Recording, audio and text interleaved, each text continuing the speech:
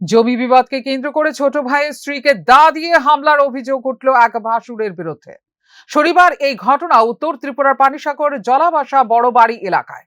ঘটনার বিবরণে জানা যায়, জমি নিয়ে বড় ভাই এবং ছোট ভাইয়ের পরিবারের মধ্যে দীর্ঘদিন ধরেই বিরোধ চলছিল। এই বিরোধকে কেন্দ্র করে দুই পক্ষের মধ্যে বচসা শুরু হয়।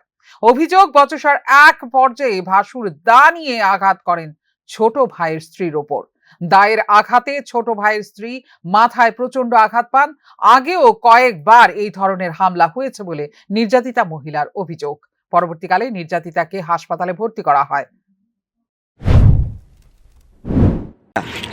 থানা যেটা থানা যেটা থানা মানে না, তারা থানা মানে না, কোর্ট মানে না। আচ্ছা, আপনার গাড়ি দুটো তারা লেট করি উঠুন সমাজের বাইরে তারা উঠুন, ও দাদাই নিয়ে দিয়ে বোঝাইন। বর্তমানে তারা সমাজের বাইরে এক গড়ি তারা আছে।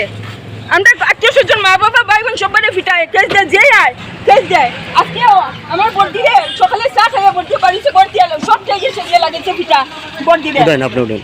সবসময় ফিটায় তারা ওরকম। ঠিক আছে, আপনার এখন থানার যাইরা তো কুমানি যায় না, বিলাই আস্তা গোট বাঙ্গিলে দরজা লাগতে রাতুলি আটে সব পুলাইতে থানাত গিয়া কইবা এগুলা। হ্যাঁ, বাড়িতে লেট্রিন করে। কিন্তু এরপর ডাক্তার দেখাই তৈবা। স্যারের কাছে আমি বিচার দিছি, থানাত দিছি বিচার, পিঠা খাইতাম না করে আগে তো জানাইছি স্যার দে, এসডিমও জানাইছি স্যার দে, পিঠা খাইতাম না করি মারতাই না না চলেন।